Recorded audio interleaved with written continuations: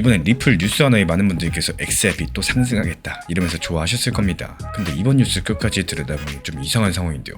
진짜 핵심이 리플이 아니거든요. 지금 대체 뭐가 핵심인 건지, 그리고 리플은 왜 하필 지금 이 시점에 아프리카로 가게 된 건지, 이걸 모르고 그냥 호재내하고 넘어가시면은 정작 중요한 걸 놓치게 되실 겁니다. 그래서 이번 영상에서는요, 이 두 가지를 천천히 풀어볼 예정이고, 먼저 무슨 일이 있었냐? 리플이 이번에 플러터 웨이브라는 회사의 지분을 샀습니다. 이 회사가 아프리카에서 돈을 주고받게 해주는 핀테크 회사예요. 이 핀테크라는 말이 조금 어렵죠. 쉽게 말씀드리면 우리가 카카오페이나 토스 송금하는 것처럼 아프리카에서 그 역할을 해주는 회사다, 이렇게 보시면 되겠고, 그것도 아프리카 30곳이 넘는 나라에서 해주는 겁니다. 지금까지 처리한 거래만 무려 10억 건이 넘어가는 아프리카에서 가장 큰 결제 회사 중에 하나인데요. 이번 투자로 인해 가지고 이 회사의 가치는 약 4조 5천억 원 규모로 평가가 됐습니다. 근데 여기서 아직까지 공개되지 않은 게 하나 있죠. 리플이 정확히 얼마를 넣었는지, 그리고 지분을 몇 퍼센트나 가져갔는지는 밝혀지지가 않았습니다.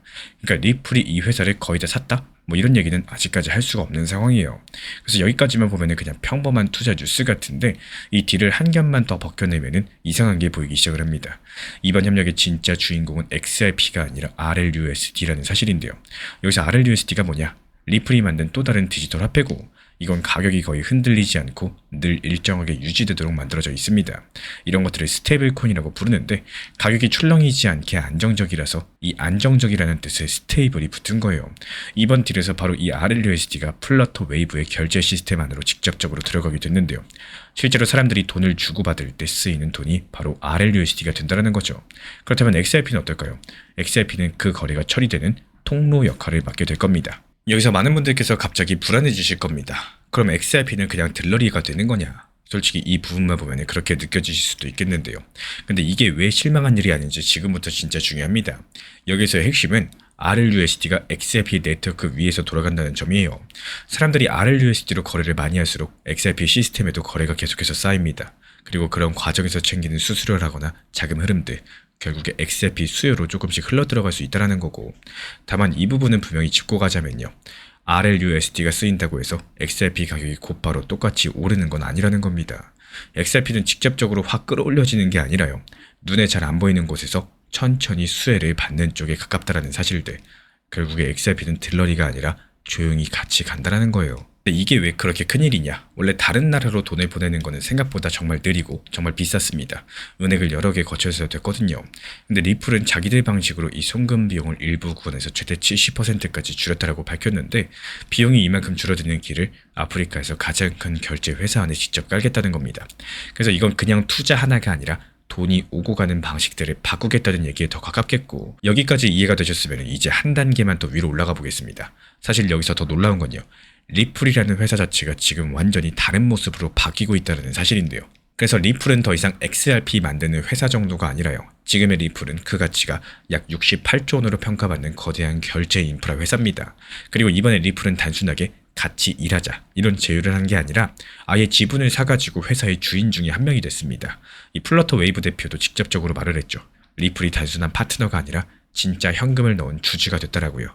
이게 무슨 의미일까요? 리플은 지금 돈이 흐르는 길 자체를 하나씩 사모으고 있는 겁니다. 옆에서 도와주는 게 아니라 그 길의 주인이 되어가고 있다는 사실이고, 근데 여기서 진짜 궁금한 질문이 하나 남죠. 리플은 왜 하필 지금 이 시점, 그리고 왜 하필 아프리카를 골랐을까요? 사실 아프리카, 또 그 중에서도 나이지리아라는 나라는 원래 암호화폐에 굉장히 차가웠습니다. 한때는 막아서기도 했던 나라예요. 근데 이번에 분위기가 다릅니다. 이번 협력은 나이지리아 당국의 감독 아래에서 진행이 되고 있는 상황인데, 이게 왜 중요하냐? 그동안 닫혀있던 문들이 조금씩 열리고 있다는 신호로 볼 수가 있겠고, 분명한 거는 그 문이 열리는 바로 그 순간에 리플이 가장 먼저 발을 들였다는 사실이에요. 그리고 이건 사실 경쟁이기도 합니다. 이 시장에 이미 거인이 있죠. USDC라는 스테이블 코인인데 그 규모가 약 100조 원이 넘어갑니다. 반면에 리플의 RLUSD는 약 2조 원 정도예요. 숫자만 봤을 때 정면 승부는 게임이 안 된다는 겁니다. 그래서 리플은 크기로 맞붙는 대신에 아직까지 아무도 꽉 잡지 못한 아프리카라는 땅에 먼저 깃발을 꽂는 쪽을 선택을 한 거고, 이제 흩어져 있던 조각들이 하나로 맞춰지기 시작을 하겠죠.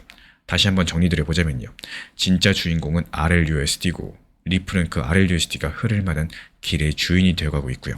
그 첫 번째 무대로 이제 막 문이 열리려는 아프리카를 골랐다는 사실들, 이 세 가지가 따로 노는 게 아니라 처음부터 하나의 그림이었다는 겁니다.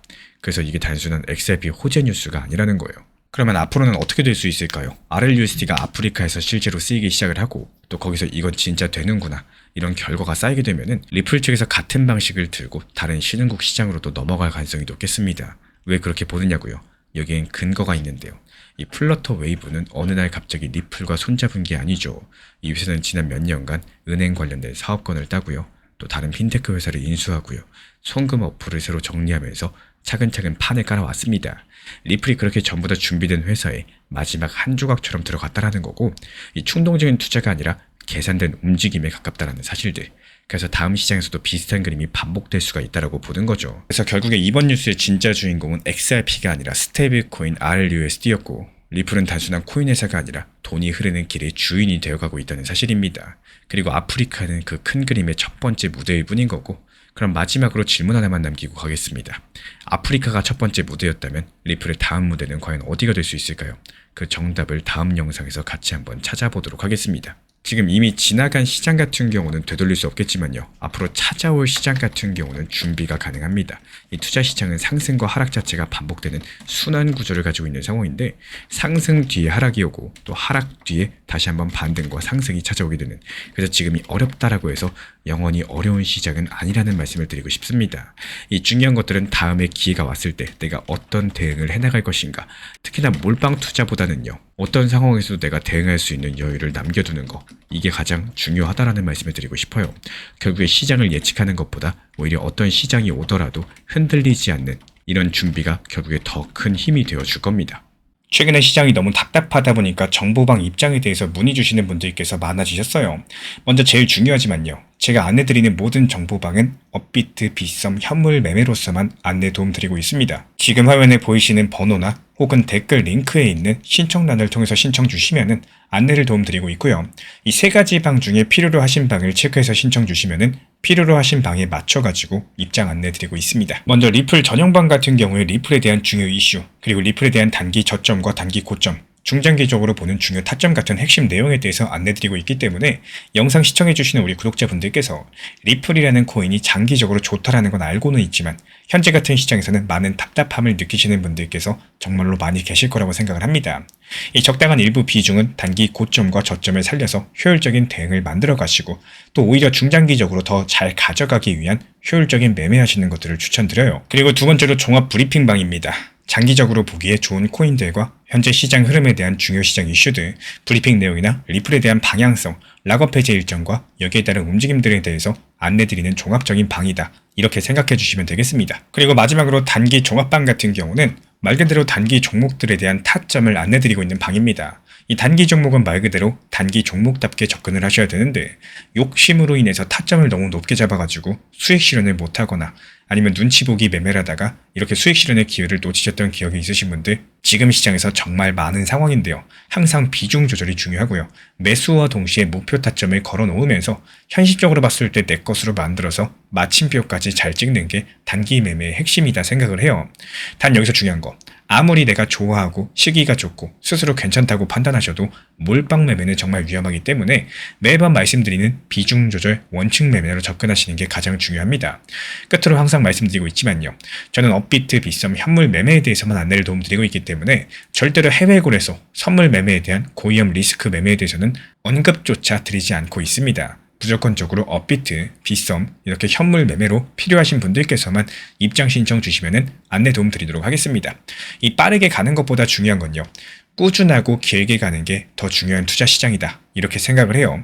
건강한 비중 조절 원칙 매매 활용하시기를 늘 응원드리겠습니다. 이 리플 XRP의 매수 매도 타점은 순간의 판단이 전부예요. 그래서 우리 신사 채널에서는 시장의 숨결 하나하나까지 놓치지 않고자 모든 흐름들 실시간으로 모니터링 중에 있습니다. 이 단기 반등 구간이 열리는 순간 그 찰나의 기회 타점을 우리 구독자분들께 바로바로 전달드리기 위해서인데요. 우리 신사 채널을 이미 구독해주신 분들 중에서 실시간 커뮤니티방 참여를 원하신다면 지금 보이시는 번호로 문자 남겨주시면 되겠습니다. 이 혼자서 불안하게 바라보는 시장이 아니라요. 함께 흐름을 읽고 움직이는 경험들을 선사해 드리도록 하겠습니다.